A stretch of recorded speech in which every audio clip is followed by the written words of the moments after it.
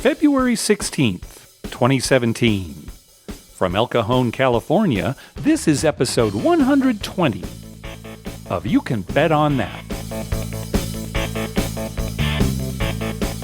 Hi, everybody. Welcome to You Can Bet on That, a podcast for the recreational gambler.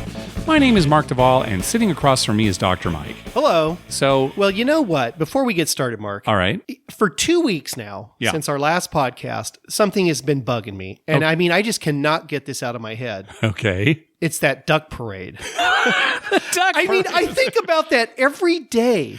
Well, did you go online and watch it? No, I haven't. Okay, but I'll send you a link. It's not the fact that there is a duck parade. I'm just, how did that come about?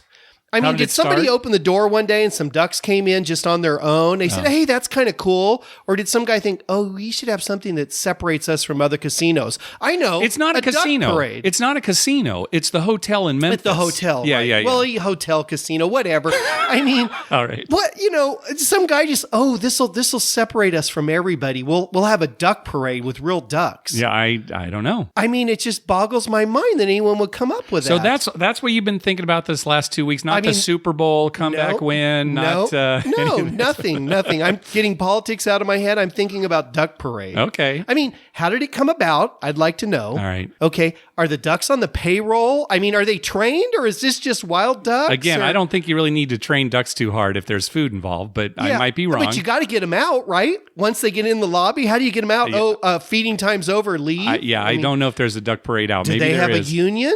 Are they, organized in any way at all? I don't know. Yeah, I mean, it's all week long. It just goes through my head.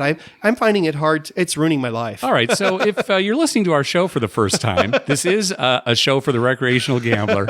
Go back and listen to our previous episode. One of our callers called in about the Peabody in Memphis and how they have a duck parade where the ducks come from the outside and parade on this red carpet and jump into the fountain. So I hope we got this right. I hope it really is a duck parade. It's not like... It is. I saw it online. All right. Oh, yeah. It's a euphemism for something else. Euphemism for something. Oh, my gosh. Did you hear the latest? You can bet on that. They really went off the rails. Very offensive. So we headed out to Harrah's, Southern California, as we always do. And your dad was not feeling too well. No. So he did not come out. He's had a few rough weeks. Yeah. So he said, well, here, do this. Bet $20 on the slots for me. Here, I'll give you $20. Just, do it on the slot. So he'll feel like he's involved. Yeah. And of course, we're thinking, well, we're not going to put it on a real slot. We're going to do video poker for him because that'll be a better chance of, at least getting his money back or something like that. Sure. So the evening went on. We played some craps. And finally, it was time for you and I to play our free play. Right, which we do usually at the end of the night. Yeah. So we went over to the bar and played some video poker. And I finished my free play before you did. Right. So you said, here's my dad's 20. Play the $20 on Yeah, because I was still doing mine. And we were kind of in a hurry. Yeah. So we were playing bonus poker. So I'm sitting there playing your dad's 20. And you're playing quarters. That's right. It's just playing quarters. Right. So $1.25 per hand, max coins. And so I get dealt the 10 jack queen ace of diamonds. So 4 to the royal. And I say, Mike, hey, take a look at this. This is your dad's. This is your dad's. And I didn't give you much time to kind of process it because I looked over and I was in the middle and I was like, okay, I kind of, okay. And then I finally saw, and you pressed it so fast. I did, yeah. And then, of course, right in the middle of the 5 cards, King of Diamonds. King of Diamonds right in the middle came up. And I'm looking at it and I'm thinking, did he push that or, I mean, what's going on? You're trying to process it. You can't believe it because you've never actually seen it before. No, nor had I. I was like stunned. So we're looking down at this royal flush, and of course the call attendant light comes on. It's like, oh my gosh, we finally hit a royal flush, and it isn't even ours. Yeah. So of course we're immediately like, maybe we'll just give him this like $40 and say, oh, you doubled your money. That's right. Of course, neither of us can do that. No. So, of course, your dad was very excited. Yeah. And I feel bad because I didn't tip the guy. He came to and paid, and it didn't even occur to me because it had never happened before. Well, we were just we were stunned and we're thinking, we've got to get this money to him. Meanwhile, I had finished my free play and we had to wait forever to come. It did take a while, yeah. And when he finally came, we were just like stunned and he just counted out $1,000. And so my dad's $20 turned into $1,026.25. That's how it was at the end. Yeah. He was so happy. The thing is, because I played like one or two more hands after that, right? So, yeah. Right. So, well, the thing is, though, does this count, though, as us hitting a royal? Well, yes and no. I mean, it counts because you actually It were physically at the machine, happened, but I right. didn't see the money. Well, you got a $50 tip. Oh yeah, that's right. My dad gave you a tip, right? A tip, yeah. He gave I me got a tip, and I didn't do anything, too. All right. Well, I got $50 for a Royal. I guess Yeah. Yeah. that's something. It's probably bigger than most of your wins, right? I mean, per hand. Look, I don't think this counts. Yeah. But, everybody can have their own opinion. I still think that we're still trying I'm to with you. hit As far Royal. as you and I, we're still trying to hit a Royal for ourselves. But it finally happened with all the hands that we play. And Right. here, play my dad's. Yeah. How often do we play money so for your stupid. dad? Well, the And Royal stupid thing comes up. is God. if you played my dad's first before you played your free play, you would have hit I the would have hit the Royal. Royal, so, theoretically, right? Of Yeah. course. But yeah. All right. Well, anyway, congratulations to your dad. He was very excited. He was about excited. That. Yeah. That'll last him about a week. Yeah, that's good enough. That's good enough. That's good enough. So, little news. Last week, Nevada Assemblyman Jim Wheeler introduced a bill that would lower the legal gambling age in Nevada to 18, move it from 21 to 18. It's kind of big news, but I don't think it's going to happen. There seems to be a lot of opposition to it. And what was his motive for doing that? I don't know. I didn't investigate it enough, but certainly it would bring in more. You'd have more gamblers, yeah, right. So I mean that would help. But yeah, I don't know if that's a plus or a minus for the casinos. well, I think it would be a plus, but the minus for the casinos would be, okay, wait a minute. We've got 18, 19, 20-year-old gamblers in here, but we can only serve drinks to those 21 and over. And suddenly, That's why there's this multi-card system, right. It might be a big hassle for a casino, right? Yeah, it could be. Well, they check a lot of IDs anyway. Sure, if you look young, sure. Yeah, but they'd have to check a lot of IDs and, 17 and 18-year-old. 17, when you were 17. Yes. And I knew you when you were 17. I mean, you could have passed for 23. Easily, yeah. I definitely looked older than I was. Yeah. So, it's going to enter a whole lot of weird stuff. Yeah. And well, it's probably not going to happen. It's interesting because some of the casinos here in California are 18. Right. A lot of them are 21, but some are 18. They don't have alcohol. It does seem to be tied to alcohol. But seriously, a lot of them just, 18. Yeah. So, right.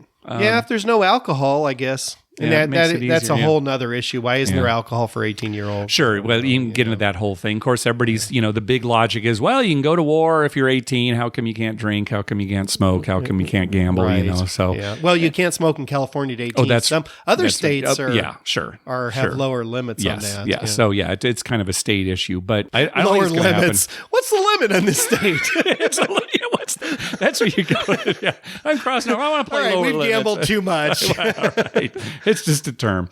And some other news, the Rivers Casino in Schenectady in New York opened on February 8th. So if anybody has been there, let us know what you think of it. I haven't heard really too much, but it's kind of a big deal there, up in New York. It's about equidistance from New York City and Boston, about 3.5 hours from each of them. So my geography's not that good. Schenectady is northern New York? It's about halfway up. It's close to the Vermont border. Oh, okay. So, it's kind of about halfway up the state, yeah. So, but again, Rivers Casino, let us know what you find out.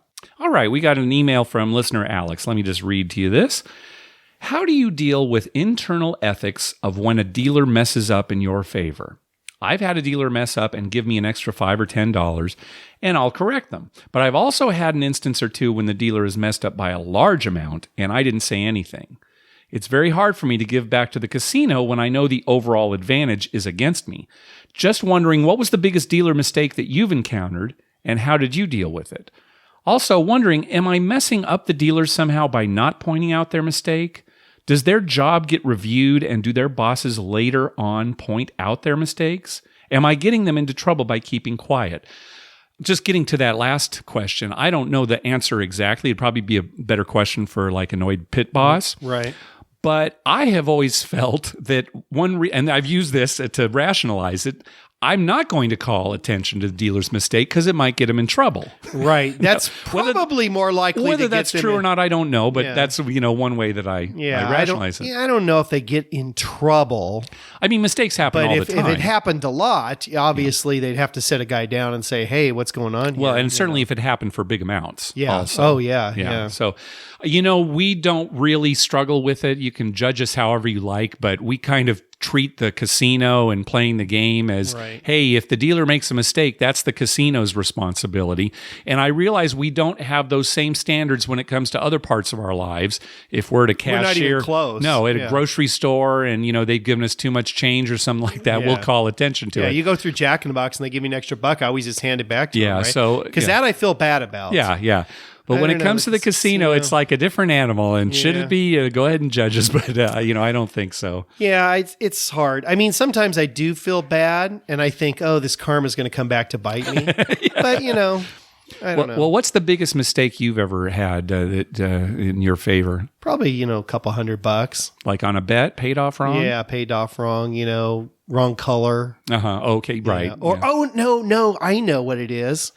Oh, gosh. It was just a couple of weeks ago. They forgot to collect my losing bet. Oh. Remember? And it just sat there. What was the losing bet? I'm trying to remember. It was 50 on the line with 250 odds. It was $300. Oh, and it was 7 out and they didn't pick up your bet? They 7 out and they didn't. Nobody picked it up. Okay. Yeah. And I just sat there, and I You waited. Thinking, I waited. Okay, because I don't remember specifically, but I know that's something you do. You wouldn't snap it up. You'd wait. No, I waited, and I just waited and waited and waited. And finally, a new guy's rolling, and they said, oh, you don't need odds yet.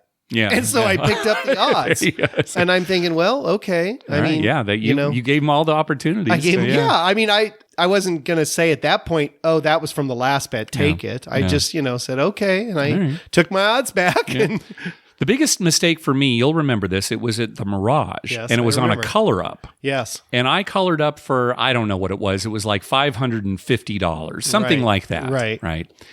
And colored up, and I walked to the cashier, and I handed him the chips. I wasn't really looking at the color, and he said, okay, $1,050.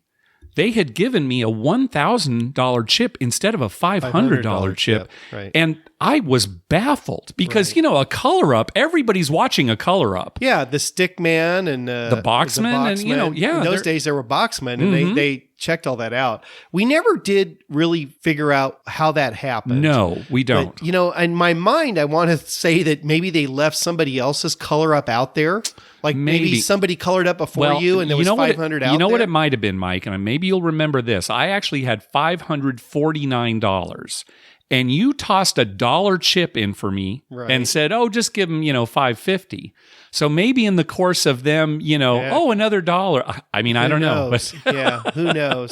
But so that was a good one. Because I remember, and you didn't really notice it until the guy counted it at the cage. Yeah, I didn't notice it until the cage. What? And what am I going to do at that point? Now, this is now, I might have really gotten somebody in trouble if I went back and say, hey, you gave me, $5 too much. It's like, what's going on? So no, and at that point, we had already walked away. We were up at the cage. There's nothing you can do about that except take the money. Yeah, I mean, well, you could, but we're saying that for us that's part of gambling. Yeah. Well, and I'm sure it happens the other way sometimes too. Sometimes it does. Where somebody gets shortchanged, doesn't even notice it. Sure, right? I'm sure that's happened to us. We play enough that I think it happens the other way more than us getting shorted. But, well, because we were pretty attentive. to that. we pay. But I mean, there's a lot of people who maybe aren't so attentive and might color up for like $3.80 and they give them $2.80. Oh, they don't even notice it. Right. Well, that's the thing about people who are drunk or people who are new to the game, right? And they're just, well, I don't know. I've got to take their word for it. So, right. Yeah.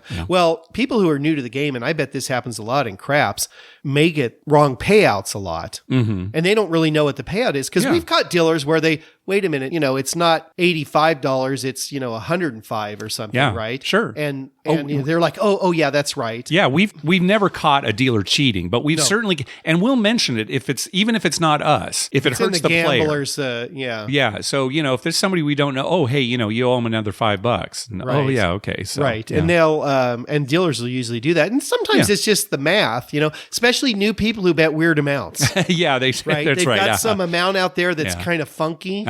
Or that guy next to me the other night that you were talking about, he was a 7-star. He had a lot of money. Ton of money. Seemed like he didn't know what he was doing. Yeah. Twice he took more odds than he could have. He was a strange player, Mike, because in some ways it looked like he'd been playing the game for a long time, right. But never really understood it completely, Right. Because he's all the lingo's coming out, do this, two-way, hard-way, and then he's making weird bets. I know, yeah. I liked when he said, take me up halfway. On his bet. He had like a place $60 bet, and he said, take me up halfway. So, which I guess means go to 90. I guess that means go to 90. Sure, I don't know. halfway, and then the guy you said don't usually hear halfway, that, but yeah.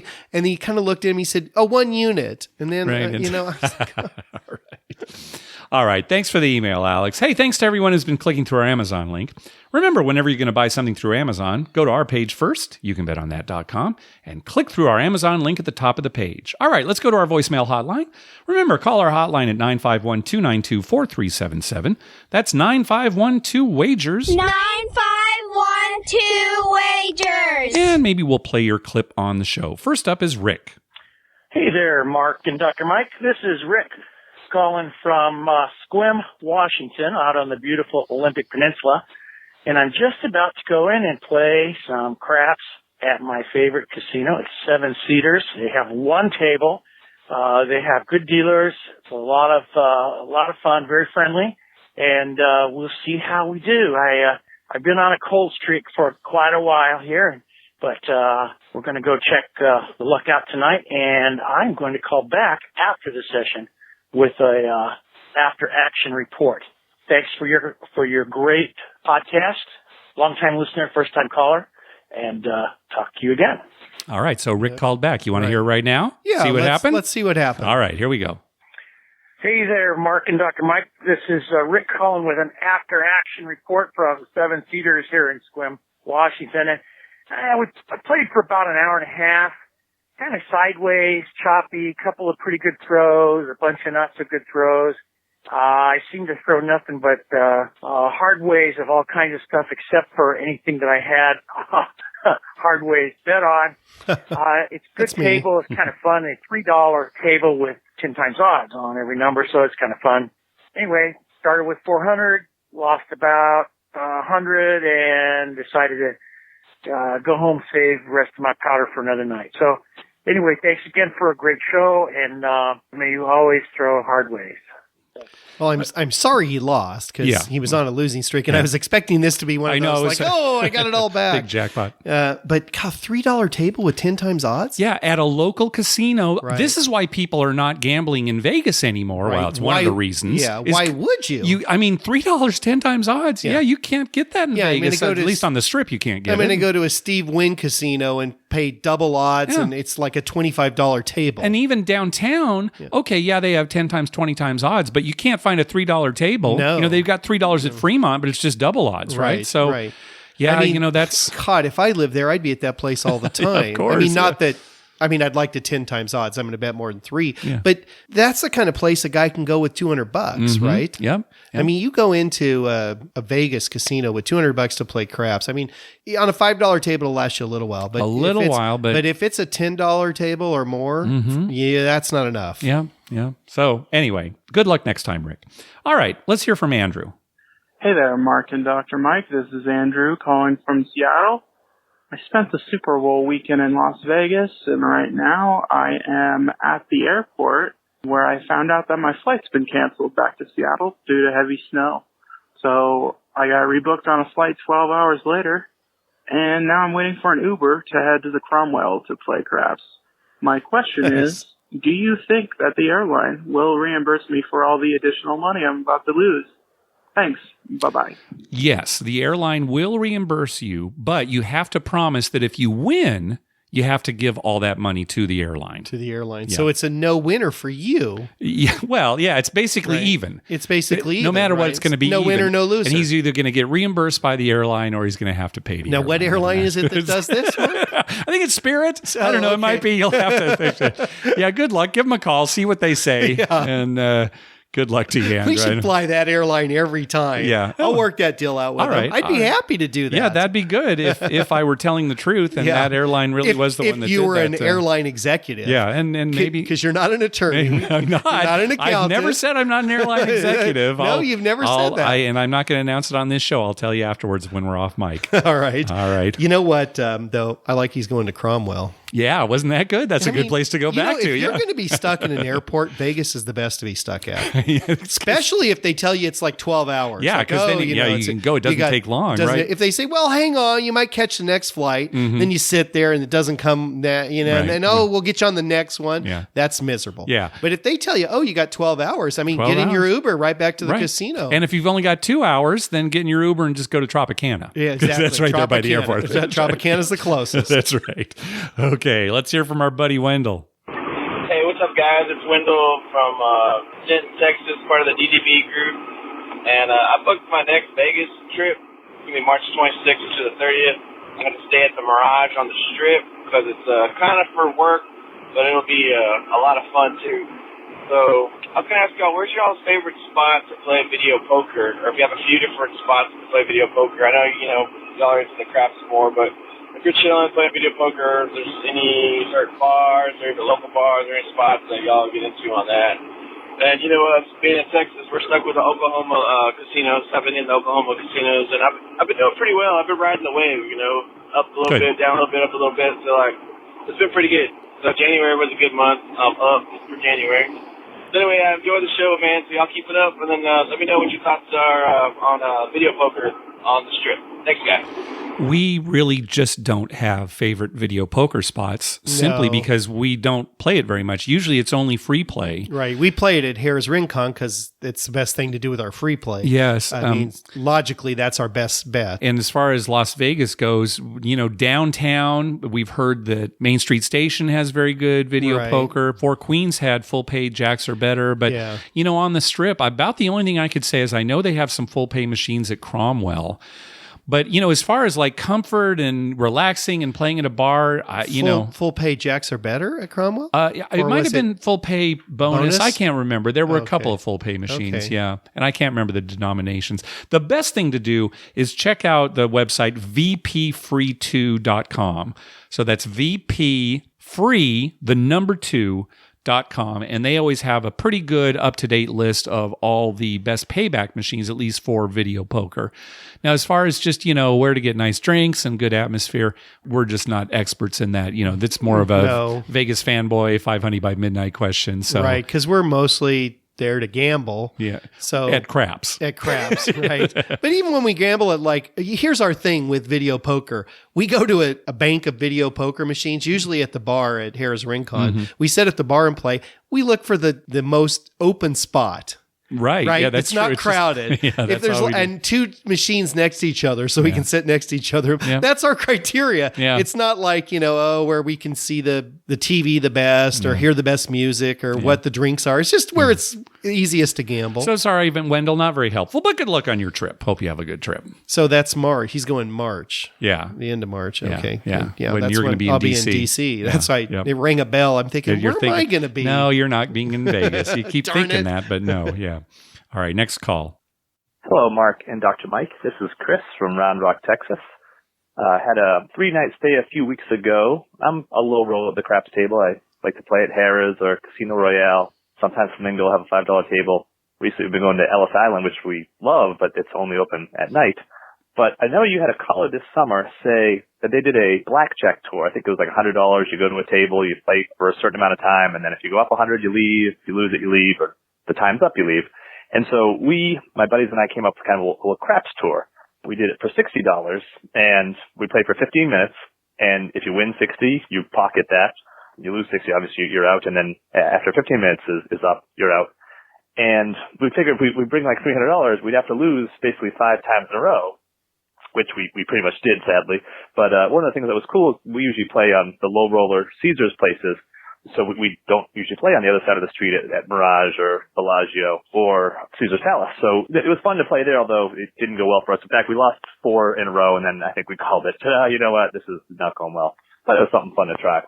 At Bellagio, I did notice, and I think you mentioned this on the last show, they're all small, tall. It's already a sucker bet to begin with, but it's a fun bet, but it's got a big house advantage. And that was even worse. It was 30-1 for the all small, and I think 150 for all of them. So yeah, I wasn't a big fan of that. But what was a lot of fun on our trip was the sports gambling. I usually like to watch the game at the Mirage, but because we were staying at Flamingo and there was a small group of us, it's hard to, get everyone to go somewhere. We hung out at Flamingo a bit. And the ticket writers were incredibly generous with the drink tickets during the weekend. It was the divisional playoff weekend. Like, I think at one point I had 12 drink tickets, and most of my bets were $20, $40. I think I made one $100 bet. So I wasn't making tremendously large wagers. I had tipped them a couple bucks each time. And even the waitress was walking around just giving out drinks if you asked for it. So at one point we were watching the end of the Packers-Cowboys game, and we're in a room for a few minutes.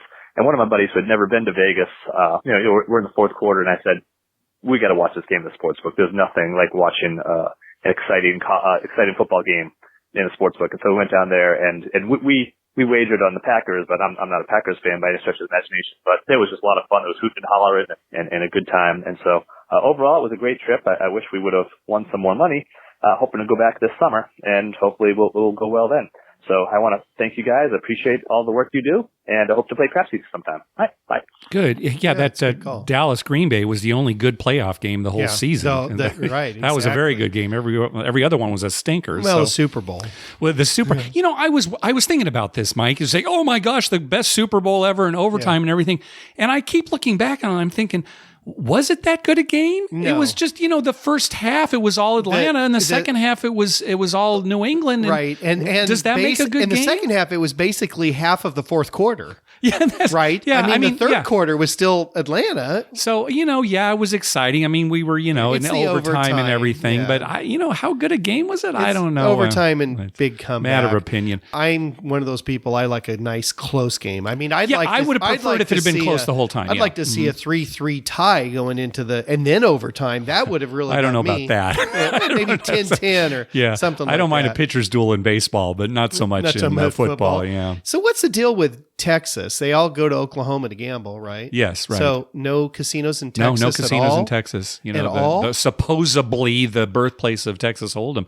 Yeah. No, they have to go up to Oklahoma or over to Louisiana. But depends on where they are in gambling. Texas. They have a lottery, right, in Texas? Do they? Yeah, they have a lottery, but just no full blown casino. Yeah. So anybody who wants to play real slots and table games, although the table games even in Oklahoma you have to pay a vig on, an ante on. But if you're down in southern Texas, you've got a long ways to go to get to any gambling. Yeah, I mean, you basically have to get in a plane. Yeah, right? They've been talking about trying to introduce it, and it just hasn't taken weird. off. I mean, I hope that sometime in our lifetime, I hope we live long enough that we can safely say that every state in the United States has casino gambling, has a lottery, has sports wagering. That's your dream? Yeah. And highlight. I want highlight. In every state. In every state. All right. Well, how long do you plan on living? Well, I wouldn't mind if like Hawaii didn't have it, because there's a lot to do in Hawaii. Okay. So, but every other state should have it. All right. We're looking at you, Utah. Yeah.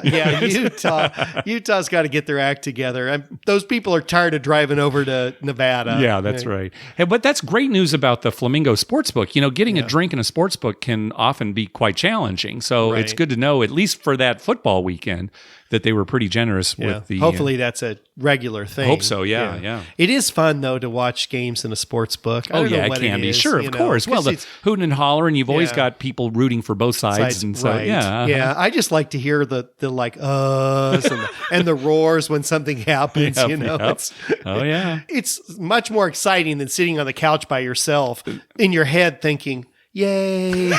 That's right. Honey, come look. There was a good play. Yeah, right. Okay, let's hear from August. Hi, guys. This is August. Haven't called in a while, so I wanted to say congratulations on your first Royal and rolling the fire bet. That's great. Got some updates here. So, AC trip report, went to Atlantic City around Thanksgiving, stayed at Caesars. So the whole situation there was pretty strange, I thought. When we first walked in, we valet parked, we went in through the main door, and standing right outside was a homeless man, asking if we could spare some money. And it just sort of left a little bit of a bad taste in my mouth as like my first impression. I mean, this is supposed to be Caesars, and it's all about glitz and glamour, and I don't know, it just sort of brought me down on my vacation, and you might as well have been wearing a sign that said this could be you. So I wasn't really a fan of that as a way to kick off my vacation. So anyway, we stayed in the Forum Tower, not particularly nice, but close to the casino. And surprisingly, it turns out to be very difficult to find the elevators once I was turned loose in the casino. Every time I wanted to go up to the room, I found myself like asking a security guard where to go because it didn't seem very clear. And I thought the layout there was strange. They had smoking and non-smoking sort of right next to each other, even though they had 2 floors and they could have separated them. It sort of went like non-smoking, smoking, and then non-smoking again. So at one point I was at a roulette table and pulled out a cigar and they were like, oh, you're in the non-smoking section. The smoking section is over there. And I look where he's pointing and it's like across on the other side of an escalator. I'm not exaggerating. It was literally 50 feet away. It's just like, what's the point? You know, at some places, like at Seneca, they have a place where it's a separate room. I mean, it's on the same floor, so it's sort of like, who are you kidding? But at least it's its own area. And it was not labeled at all. And then I went to get a player's card because I've never actually played at Total Rewards. And the Players Club desk was closed and it was like 8 o'clock. I thought that was kind of early to be closing. So I did manage to get one from the cashier, but I couldn't take advantage of any promotions. 8 o'clock for a Players Club desk to be closed? No, we don't like those late night gamblers here at this casino. We've been victim to that before, right? Because we'll get in late to a place. Right. Those places should be open till at least midnight. I think 1 a.m. Or 2 a.m. 2 a.m. is probably the best cutoff. You know, it's like, okay, 4 a.m. you don't need somebody there. But I agree, 2 a.m. 2 a.m. because not outrageous. If we've gone before and, I've got free play that I need to, cash in or something. Oh, you got to wait till tomorrow morning, when they open up again. Well, really? Normal people, not us, but normal people, they'll go to dinner, a show. They don't even start gambling till like 11 or 12, right? That's true, right? A lot of times. The tables fill up late. They ate and then they went to some show that gets out like at 11:30 or something. They're gambling at midnight and then they're going to gamble for a couple hours. So, I'd say 2. When our casino's going to be 2. 8 o'clock at Caesars in Atlantic City? That is the weirdest thing. Wow. I'm still laughing about I shouldn't laugh about this. I'm a terrible person, the homeless guy out in front, because I was thinking, it's this the last could be thing. you. This could be you. I'm thinking he should be wearing one of those sandwich boards, and on the front side is looks like the King of Hearts card or something, and in the middle, this could be you written on it. On the back is some dice flying through the air. This could be you. All right, I'm going to end up there someday. Okay, well then I guess you're not so terrible because you're admitting that that's your future. Yeah, that's my future. Yeah. All right. So I played some craps and they had the all tall small bet, which of course I played.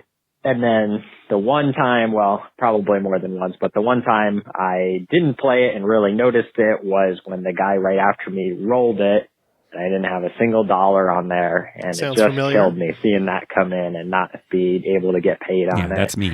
Yep. So did all right there, but definitely lost some money. Went to bed, and then the next morning played a little roulette. Saw that the table max was $200, and every place I've ever played at has been $25. So I just thought, hey, what the hell? We're in Atlantic City. So I threw $100 on number 20, put $40 on the split between 17 and 20. And it hit. So that was a nice little comeback there. That felt good. That's a big walking comeback. out the door. So yeah, it was a nice little trip on our way down to Virginia for Thanksgiving. And yeah, I think that's about it for Caesars. So with the gaming industry trying to go after millennials, last time I went to Seneca, Niagara, I noticed they had unveiled the new Pulse Arena, which is spreading across the country with electronic table games. So, for research purposes, I had to sit down and try it. I am a millennial, but I have to say I was there less than 5 minutes. I went to the Craps electronic table game and the table minimums were $5.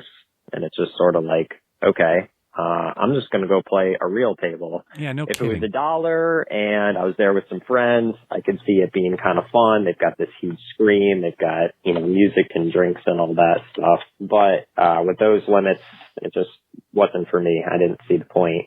They also have a blackjack party pit, which is basically just some blackjack tables. It's a pit, and then there's some go-go dancer girls dancing on the tables to distract you, make sure you lose your money faster. So that's their other attempt at making it more fun. And then Seneca is also unveiling the new tier system. Earning period will be March to February, which is a little bit strange, but at least it's the full year instead of the 6 months they were doing before. And they're going to have 4 levels, and there's going to be better perks. There's a welcoming party in a few weeks that I'm going to go to, so I'll find out more about it then. And then the last thing is that Tioga Downs did finally get their full gaming license and have table games now. So again, for research purposes, had to go out and check it out. And they did position their tables correctly. The first thing you walk in is 2 craps tables with 3, 4, 5 times odds. And I've been a few times and I haven't lost yet. So I guess that's a good sign. But with the new Seneca system, I can't imagine I'll be giving them too much play because they've been giving me $5 free play. That's the grand total of their offers for me. So that's not great. All right. Well, I hope you guys actually hit a royal when it's your money and you get to keep it. But that's great that you guys hit that. And good luck at the tables. Bye. Good. All right. Thanks for the report, Yeah, August. we're not going to take credit for that royal. No, I know. We can't. No, we can't. No. Because it was like me hitting a royal on my phone with Play Money, right? Yeah, I physically did it. Yeah. But I didn't reap the benefits of it. No, we got to go until we reap the benefits of it. $5 free play. It's all we got. Yeah, yes, I know. I hate stuff like that. $5 free play. I know. It's just kick him in the ass on the way out. That's basically what it's worth. $5. It really is kind of ridiculous. What are you going to do it on? One bet at the table? Or, it's 4 pulls and a quarter, video poker machine, which is nothing. Right? I think the limit should be $20. $20 should be the minimum anytime you get free play. Anytime you get free play, $20. That's true. At least with $20, you could put it in, play quarters. You could go to a penny slot machine if you wanted and play for a few minutes. Yeah. Or if you're at a table, you can make a few bets or, even blackjack. Right. $5 hands. Yeah. Right. Yeah. You could play $4 or $5 hands. $5 it's though. Not enough. It's just, that's weird. Yeah. Give them a mug. Just give them a mug. Or a 6-pack of Pepsi. Wasn't that one of the things they were offering There you go. Now, if they said, well, you want $5 free play or 6-pack of Pepsi, I'd take the 6-pack of Pepsi. Would you, Mike? I'd ask for Mountain Dew, but I'd take that. All right. Next up is Vinny. Hey, guys. This is Vinny over from the East Coast. Just started listening to your podcast probably about 2-3 weeks ago.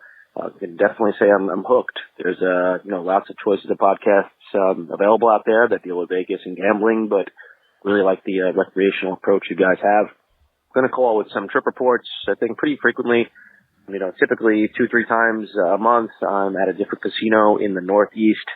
I spend a lot of my time at Borgata, Atlantic City. Actually, just coming back now from a trip at Parks Casino in Philadelphia area. It's in Bensalem.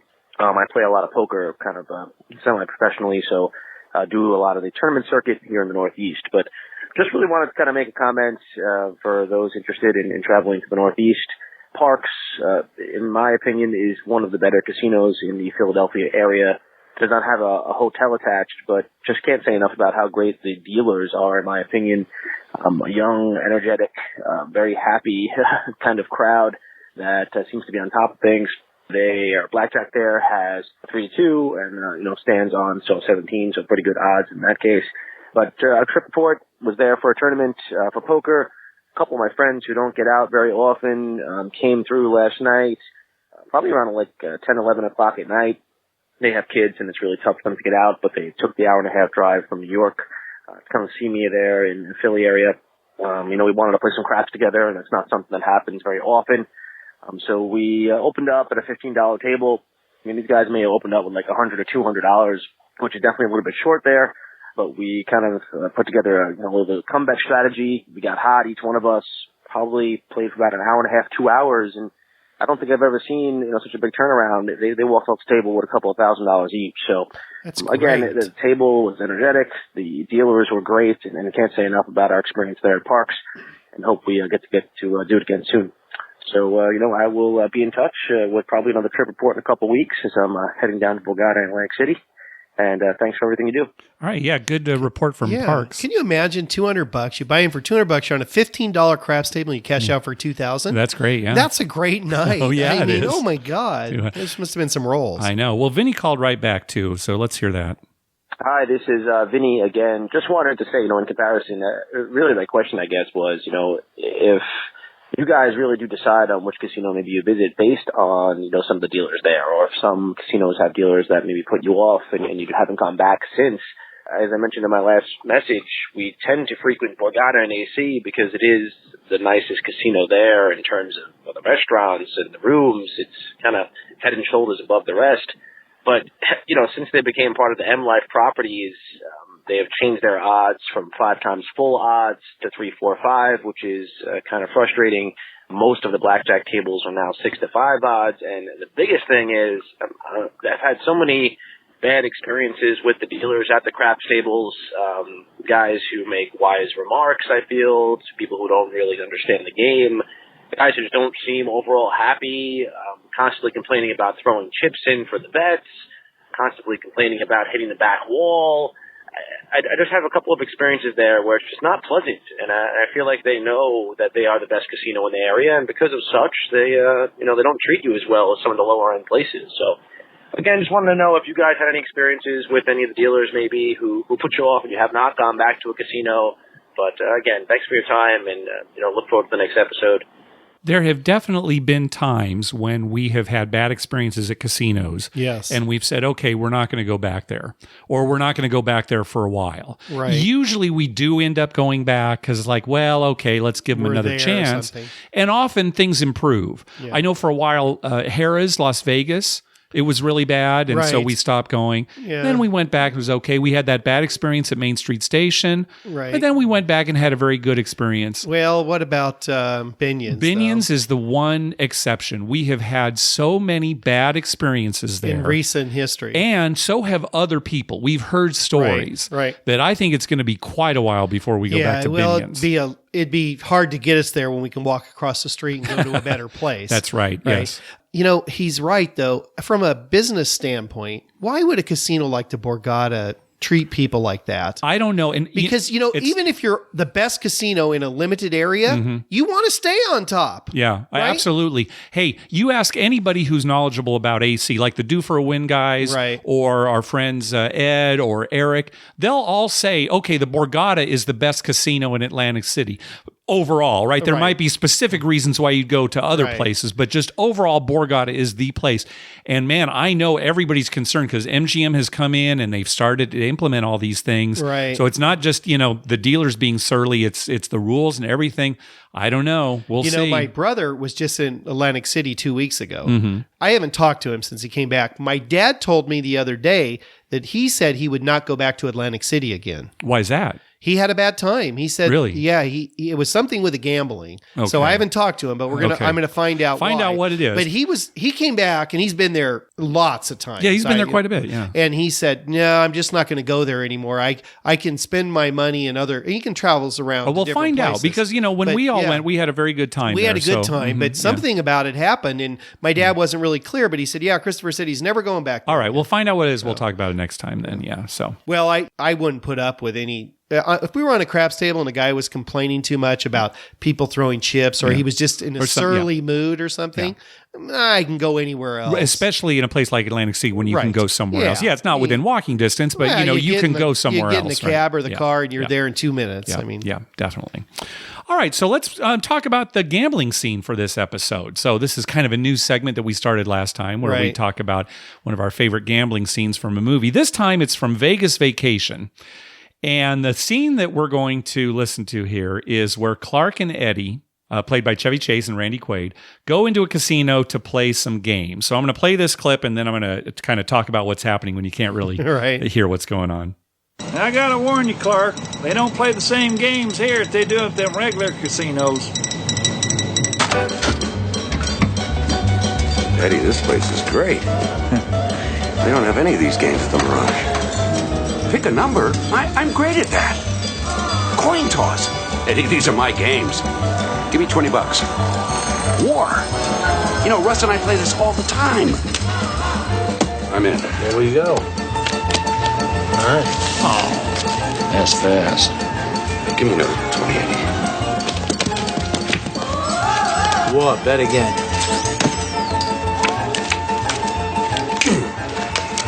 Again. Clark, maybe you ought to spread it around a little bit, not have all your fun at just one table. So then they go over to a rock, scissors, paper table. Dealer has rock. Pay paper.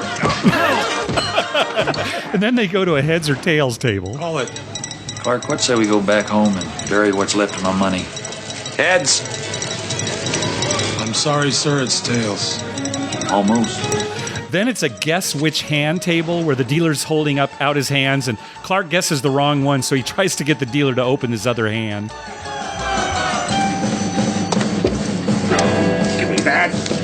Give me that. Clark, he cheated, Eddie. Clark, he switched to my sword. Clark. And then finally, they go to a pick a number between 1 and 10 table.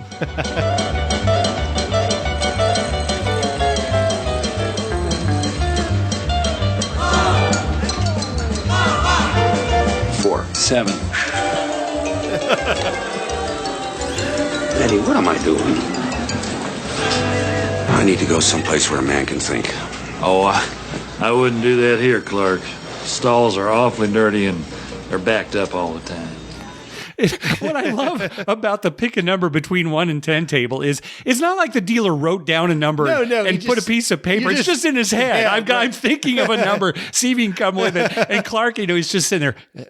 4, 7.